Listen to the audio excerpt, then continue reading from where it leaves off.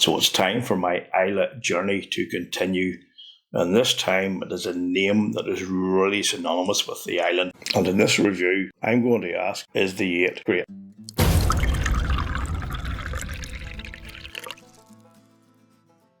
Hello, I'm Big Al, and welcome to Whiskey Straight, where you can join me on my evolving and ever-enlightening spiritual odyssey through the wonderful world of whiskey. And as you know, today I'm focusing on the Lagavulin 8-year-old, which is the third in my series of my birthday sample gift set from the Islay single malts.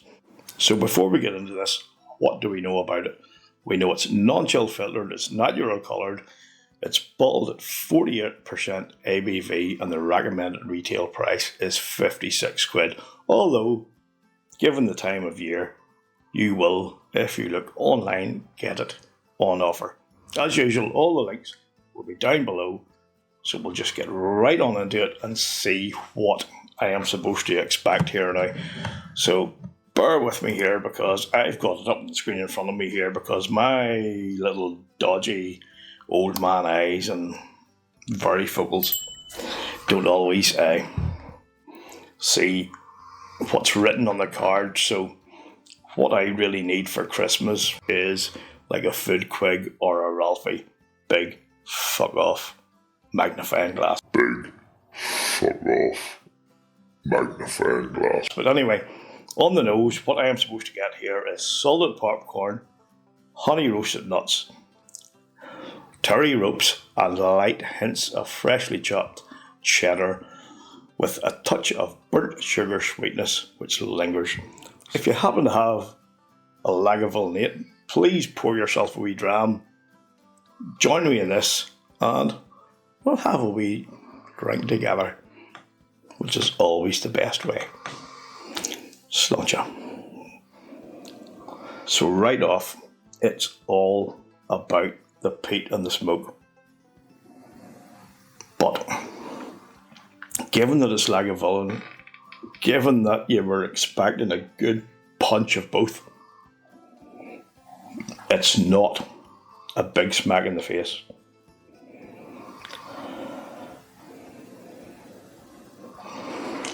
The peatiness and the smokiness seem to come together here, and it's like you've lit a fire, not on the beach or anything like that, but you've lit a fire on a grassy bank where there's a bit of peat, there's a bit of dampness, there's a bit of dankness in there, and it's just sort of all come together to bring out this nice earthiness, a bit of grassiness, a bit of peatiness, a bit of smokiness, and it's all together rather pleasant. I'm not at this moment in time getting a whole big pile more. Still that grassiness has come in, maybe a wee bit of heather there as well. But I tell you what, it is a really nice, gentle, rolling nosing experience. A wee bit of a floral note there as well. If you can hear another sound, which you probably can.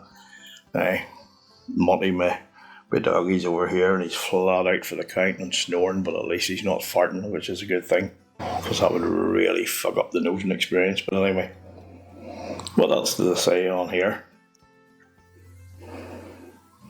Not getting the cedar or the sugar sweetness.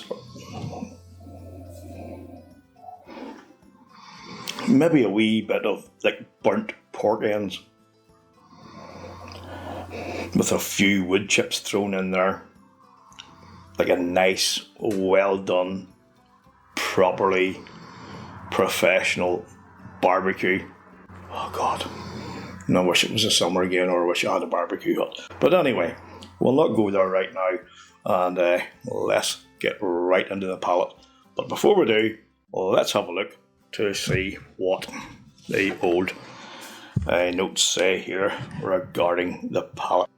So it says here, right off, smoky peat appears first on the palate, followed by coriander seed, not overly fussing coriander, barley sugar, cumin powder, smoked kipper, and marzipan. It's a bit of a mixed bag for me, that. Some things I like, some things I don't like, but let's hope that when it all comes together, it will actually be pretty decent. So here goes. Do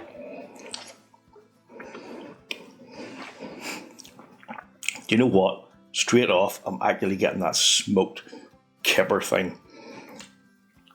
A really nice flavour. Now, I was brought up beside the seaside. I was in a lifeboat crew for 14 years or so.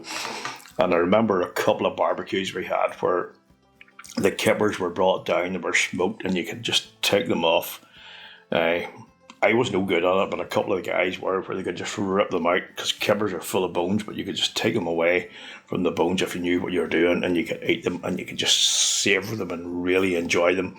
The aroma and the flavour. Oh, it was just lovely. And this is what you get here. You still get a wee bit of burnt ashiness. But, well, when I say burnt ashiness, there's a part of it's ashy, but a part of it's still the burnt wood that hasn't turned ashy. But it's really flavourful. Now, there's a warm sort of pepperiness that comes with it, but it's not pepper. It's like a combination of cinnamon and cumin. And one of the things that I really love is chili con carne. It's one of the things that I love cooking. I love eating it. It's one of my signature dishes. And there is that combination there that is in here that really does come across very well, and it's full of flavour. So you've got the cumin, you've got the cinnamon, you've got a bit of that burnt wood, and also coming into play again is a bit of that sort of like smoked / burnt pork, like burnt ends, and that's something that I really, really do love. You can probably guess that I'm liking this. Now, as far as the finish goes, it says there are layers of apple crumbles, toasted almond and ash, and another kick of cooking spices right at the end. Now, I'm not getting cooking spices. Not really. It's all that mix again of the kipper, the smoke, the ashiness, bit of char, and again that coastal element that's like a smokehouse, a fish smokehouse. There used to be a few of them about locally, not so many now, but as you walked past them or as you came near them, in fact, didn't even have to come near them, fuck me, if you were up the town and they were down at the harbour, you could bloody smell them. And this is what it's like. It does evoke memories of the good old days when fishing was at its height, and it has those lovely, lovely aromas and flavours of the sea and of the fish, and it does bring back a lot of my early memories of being a young lad, and I'm fucking far from a young lad now. But anyway, final thoughts. The mouthfeel is coating, it's nice, it's pleasant.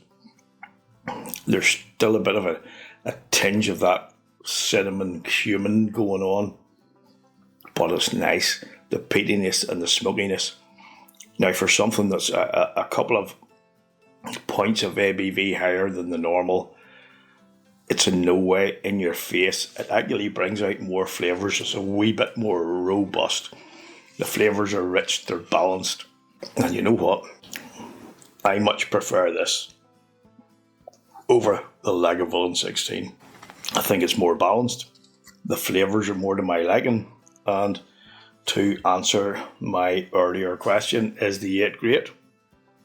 Based on this sample, I would say yes. The best so far of my Islay tasting set. So before I sign off for this review, I just want to say a great big massive thank you to my new subscribers. I've finally reached the 500 subs mark, something that I never thought would happen when I started this channel, but I've got there now, and hopefully it'll be onwards and upwards, and it really does mean a lot. You guys who keep coming back, you know who you are. It's brilliant to interact with you guys, so please, if you're new, jump into the comments and let me know who you are, where you're from, what your whiskey likes are, and what you think of this, if you've had it. But please make yourself known, be a part of the Whiskey Straight community, and at the end of the day, whiskey's all about sharing experiences. It's about having our journeys together and having a good bit of crack and banter on the way. So thanks once again, folks. I really appreciate it. So until next time, make sure you look after yourselves, look after each other, stay safe, and keep on drinking your whiskey the way you like it. Sláinte. Thanks for watching, folks. I really do appreciate it. Please check out these other reviews, and if you'd like to support the channel, the best way is by subscribing, liking and commenting. And don't forget to ring that bell for all video notifications so you don't miss out on any future content. Cheers.